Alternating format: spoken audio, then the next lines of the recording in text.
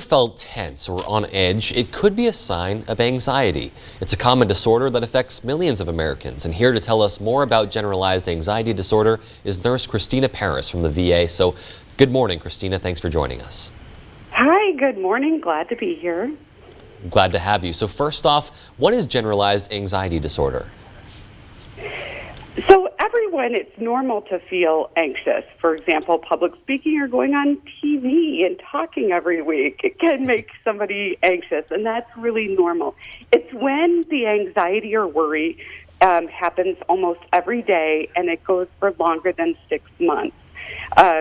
Generalized anxiety disorder also affects women almost twice as likely as men. And it can begin when you're in early childhood to like middle age, and kind of peaks in middle age, which is sort of where I'm at.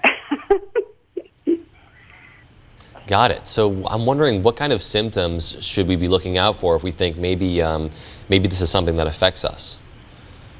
So you want to look for things like difficulty falling asleep or staying asleep, irritability, getting startled or scared easily, difficulty concentrating, headaches, fatigue, muscle or tension, aches, having a hard time just settling down, feeling lightheaded, having a rapid heartbeat, feeling out of breath. Those can all be symptoms. And some of those symptoms are pretty tough. And so what are, for someone who's dealing with anxiety, what's the best forms of treatment available? So you want to kind of know what your symptoms are. So be aware of those and kind of maybe list them when you're talking to a provider. And then, of course, you want to seek medical attention.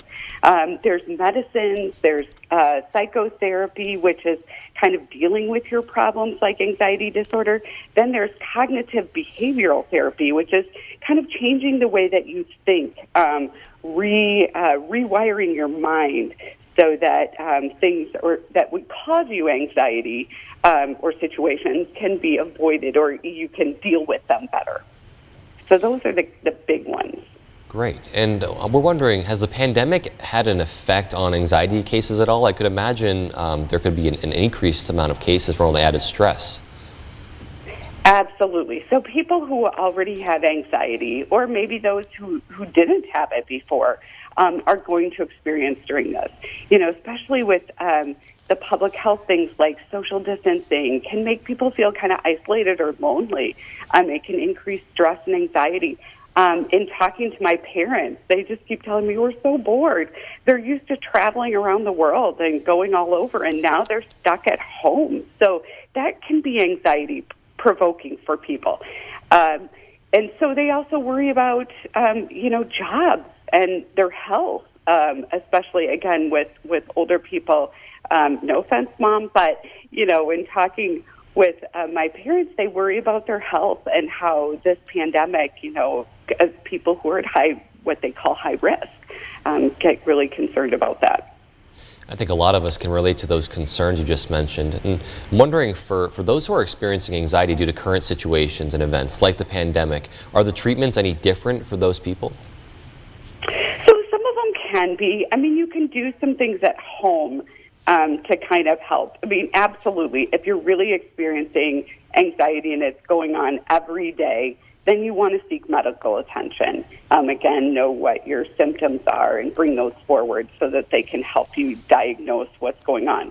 But if you're just experiencing it every now and then, or, just getting cabin fever and wanting to get out, you want to know, be more educated about what the symptoms are to treat COVID, and know to take care of your emotional health. I stopped looking at Facebook.